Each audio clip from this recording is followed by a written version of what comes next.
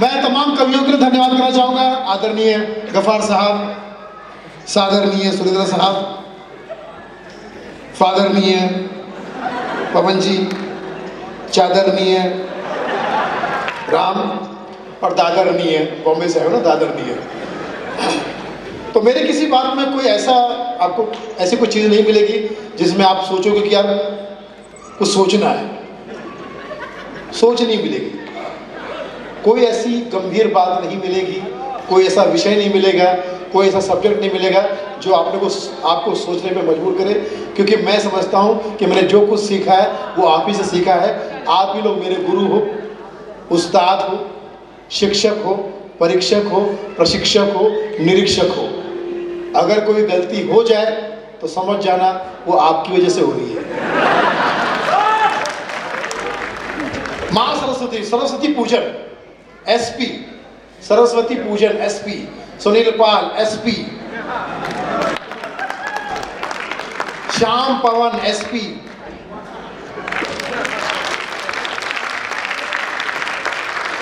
Samajwadi party नहीं, उसको कोई जरूरत नहीं है। शरद पवार नहीं, उसकी भी जरूरत नहीं है। और मां का दिन इसलिए भी है क्योंकि मैं देख रहा हूं डोगमा में भी मां शब्द है। डोगमा मां,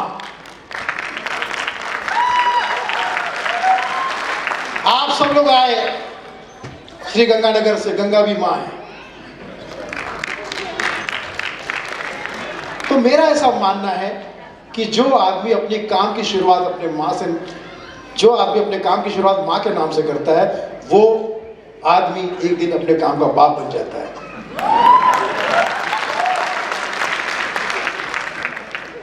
अभी गफ्फार साहब भी नए नए कुछ लिख के लाए थे, पढ़ रहे थे। आजकल कवियों को आदत पड़ी नया नया कुछ लिख के लाते हैं, याद तो होता नहीं है।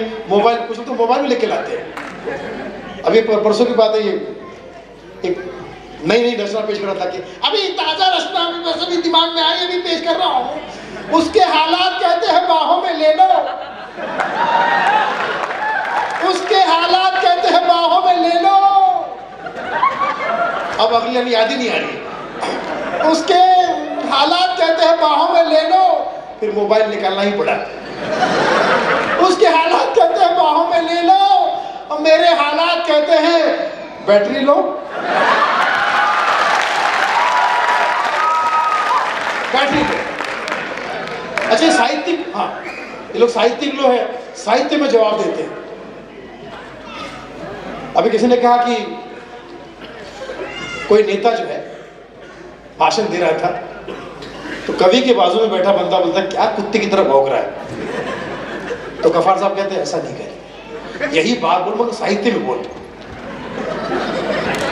उसके मुंह पे बोल, उसको अच्छा लगेगा। क्या कुत्ते की तरह भौंक रहा है, इसको साहित्यिक भाषा में बोल, उसको अच्छा लगेगा, थैंक यू बोलेगा। तो क्या बोलना है?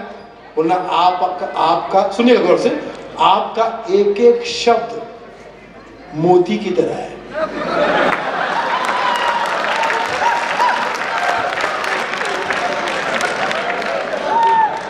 नेता पैर छू के गया,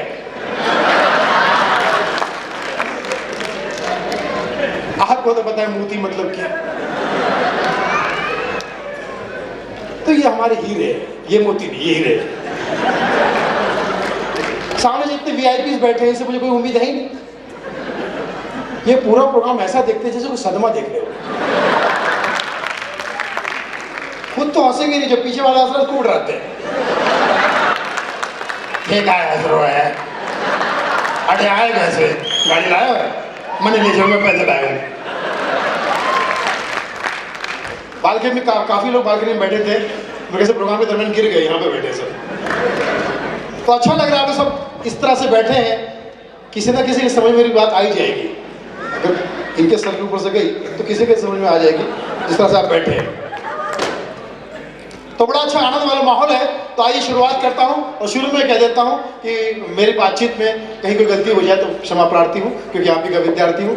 ये देखो छोटा बच्चा, बहन बिठा दे उसको, बच्चे को, ये देश का भविष्य है और मैं भूत हूं। और मैं खुल के बता रहा हूँ, देश का भविष्य जो भटक रहा है, ये देखो क्या भटक रहा है, उसे पता नहीं कहाँ जाना है। हमारे देश के भविष्य में पता नहीं कहाँ जाना है, और किसकी वजह से ये हो रहा है? पीएम की वजह से, पापा मम्मी।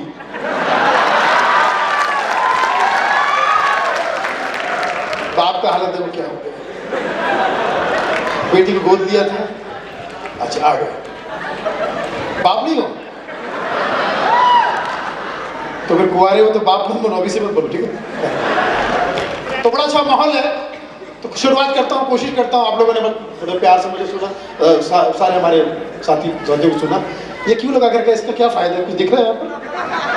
3 घंटे से मैं इसको देख रहा हूँ, ये चाहता क्या है? ये कुछ नहीं दिखाई दे रहा वहाँ पर, उसके बावजूद भी इसने अपनी जगह बना रखी है।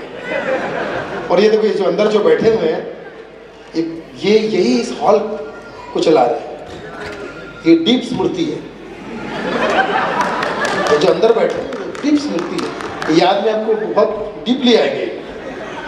तो जो लोग खड़े हैं वो बैठ जाएंगे आराम से, क्योंकि मैं 15-20 मिनट आपके साथ में हूँ, कुछ बातें करूँगा, कोशिश करूँगा आप लोगों को पसंद आए, और आप लोग उम्मीद करता हूँ। शुरुआत करता हूँ कवियों से, क्योंकि ये हमारे जितने कवि हैं, हर चीज़ कविताओं में बात करते हैं। अभी इसको मैंने देखा परसों, अपनी गर्लफ्रेंड से कह रहा था कि चलो तुझे महंगे होटल में खाना खिलाता हूँ। अब जयपुर की लड़की थी, लीव वेरिएटी में लेकर गई महंगे होटल में, महंगा खाना मंगाया। जैसे ही बिल आया, बिल देखते ही अगले का मुंह सूख गया। लड़की ने कहा क्या हुआ तुम्हारा मुंह क्यों सूख गया? तो कविता में गाने में कहता है, मुंह सुखाने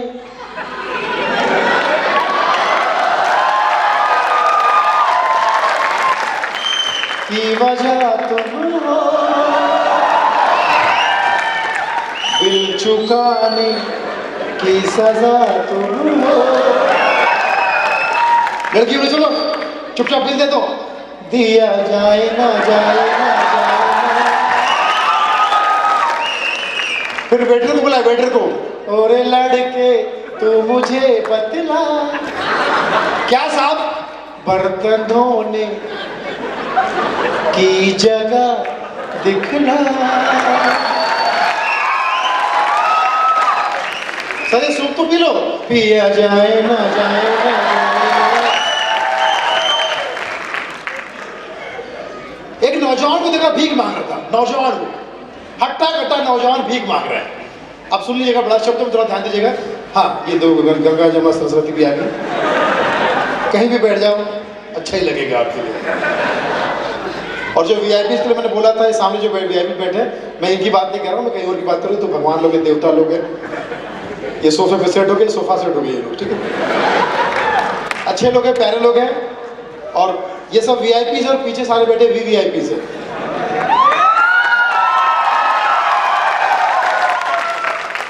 एक हट्टा कट्टा नौजवान भीख मांग रहा था, शब्दों पर ध्यान दीजिएगा।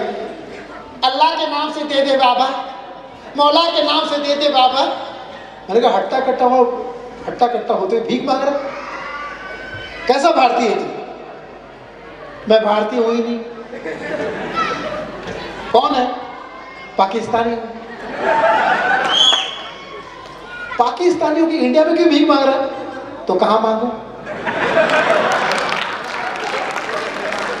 अपने देश में मांग, किससे मांगू? वहां तो सब मांग रहे हैं।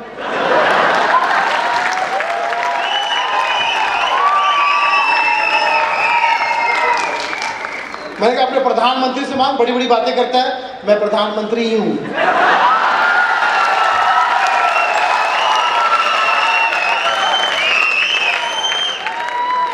सुनो गौर से इंडिया वालों, बुरी नजर ना हम पे डालो, चाहे जितना जोर लगा लो, सबसे आगे होंगे पाकिस्तानी।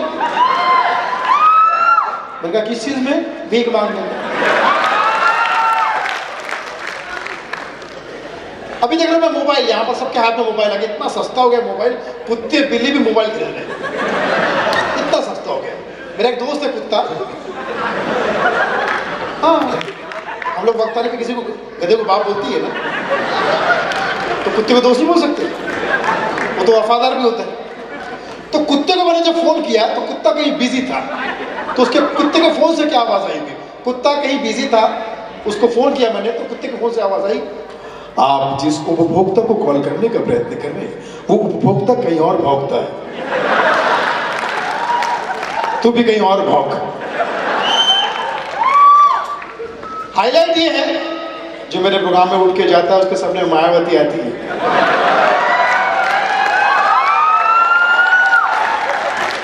इतना डर गया अगला।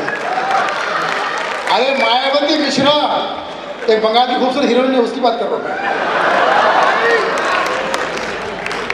देखिए यूपी में लड़की आप छेड़ नहीं सकते, यहां तो छेड़ रहा हूं मैं, यूपी में नहीं छेड़ सकते। पता है क्यों? योगी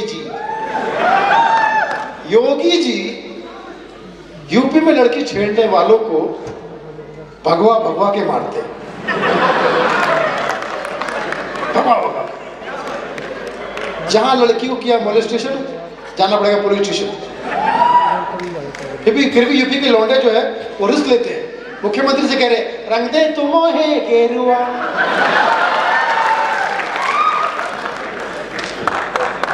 एक लड़की जा रही है, यूपी के लौंडे के अंदर आशिकी आ गई।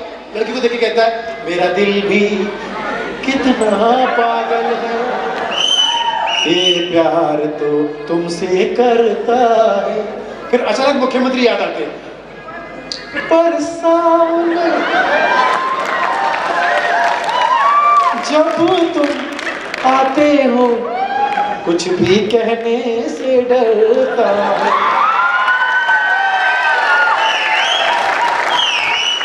ओ मेरे सीएम, हाय तेरे नियम। पीछे से लड़की के रिश्तेदार आए, एंटी रोमियोस कोड आया, बहुत पीटा इसको, हॉस्पिटल में एडमिट हो गया। पत्रकार लोग चले गए, कैसा लग रहा है? बीमार है फिर भी गाने में गा रहा है, राह में उनसे मुकालात हो गई, जिससे डरते थे वही बात हो गई।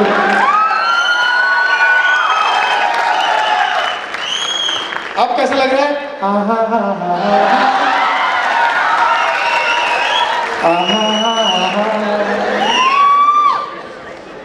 हमारे देश की महिलाएं बहुत तरक्की कर रही है और खुशी की बात भी है। देश की महिलाओं को बहुत तरक्की करना चाहिए। इतना ज़्यादा तरक्की कर ली है कि अब आप किसी को फ़ोन करो, फ़ोन अगर नहीं लगा तो वहाँ औरतों की आवाज़ आती है। अभी रिकवरी करने के लिए पवन जी ने किसी को फ़ोन किया, क्योंकि सॉफ्टवेयर की शौकीन नहीं है। लड़की को अपना फ़ोन किसी को किया, वहाँ से औरत की आवाज़ फ़ोन से, इस सूट की सभी लाइनें व्यस्त है। मशीन की आवाज़ से खुश है, तू तो फ्री है ना।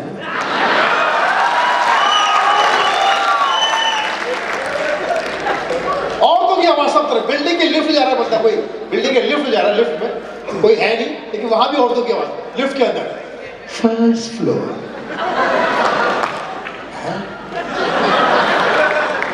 सेकंड फ्लोर है, और मीठी आवाज थर्ड फ्लोर। अब श्याम जी थे, तू है कहाँ? सामने आ जा, सीधा टॉप फ्लोर पे चलते हैं। हमारे कमल जी बहुत अच्छे कवि हैं। एक बार इनके घर पे गया तो इनका बच्चा तीसरी में पढ़ता है। कौन सी कक्षा में? मैंने कहा बेटा तुम्हारा कौन सा क्लास है? तो बच्चा भी मेरे से कहता है अंकल आपका और मेरा क्लास एक ही है। क्या? Third class.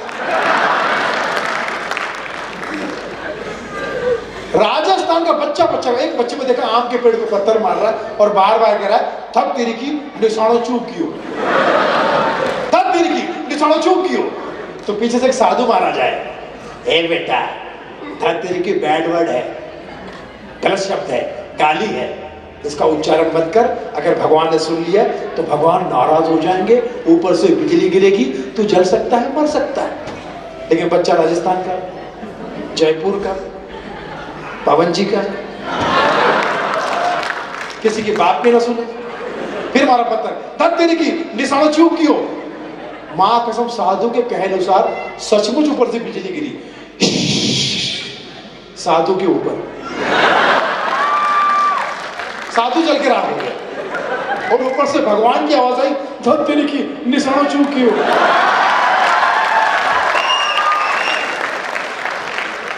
तो जाहिर सी बात है वो भगवान भी जयपुर का ही होगा, क्योंकि बाकी जयपुर का हर आदमी भगवान है। राजस्थानी आदमी सिर्फ गुटखा खाता है, कोई और नशा नहीं करता। और गुटखा खाने के पीछे भी एक भाईचारा है। उनका मानना है कि मूलचंद मानिकचंद हमारे मारवाड़ी है, अपने भाई को सपोर्ट करो, भले अपना गला खराब हो जाए, उनका गला नहीं खराब होना चाहिए। आप देखो मारवाड़ी के मुंह में, हाँ बेटा रो रहे हो, मम्मी पापा को तो हंसते देखो सबको। अच्छा, जो गुटखा खाता है आपने देखा होगा, उसका मुंह हमेशा खुला रहता है, और ऐसा माइंडिंग आर्टिस्ट है वो बंदा, बिना कुछ बोले सबको समझा देता है, बिना कुछ। गुटखा खाने वाले को देखा मैंने, बिना बात किए सबको समझा रहा है। माँ कैसे, बाप काम धंधा, घर पे सब माइंडिंग आर्टिस्ट। उसका मतलब मेरा मुंह मत खुलवा। और जब ये गुटखा नहीं खाते तो उनका आपने देखा गला हमेशा बैठा हुआ मिलेगा। और क्या चल रहा है, सब बढ़िया। अरे आवाज तो पूरी चाल है, बता आवाज तो पूरी चाल है। मैंने कहा आपका गला बैठा कैसा, झूठ बोल रहा है। मैंने अन्याय के विरुद्ध आवाज उठाई है। क्या किया? आवाज उठाई है। सुना नहीं? आवाज उठाई है। अबे तूने बिठाई है। ऊपर से इनका मेडिकल शॉप, दवा की दुकान। किसी ने कहा भाई साहब गला ठीक करने की दवा है ना? गला ठीक करने की दवा है तो खाता क्यों नहीं फिर? एक बार तो ऐसा गला बैठा आदमी स्टेज पे आ गया। देखिए सज्जनों, आपके सामने मैं रामलीला का अध्याय पढ़ूंगा, शांति से सुनना, शांति से सुनना। तो लोगों ने कहा शांति से ही सुनना पड़ेगा, तेरा स्पीकर ही खराब है। अब वो रामलीला का अध्याय बता रहा, गौर सुनिएगा उसने क्या बोला, रोटी क्या समझिए। भगवान राम ने कहा था, इसे जीवन में उतारेगा, बहुत अच्छी बात कही थी। भगवान राम ने कहा था कि यदि जीवन में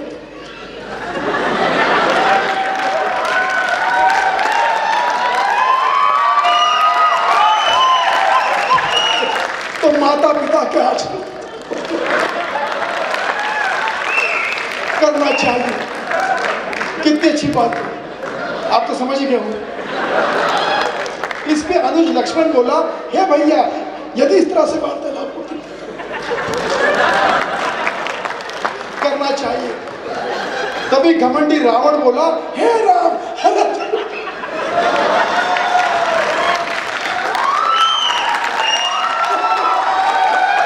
करना चाहिए। मगर इधर क्या करना चाहिए? खुद ही क्या करना, हमको ही पता क्या करना चाहिए। हाईलाइट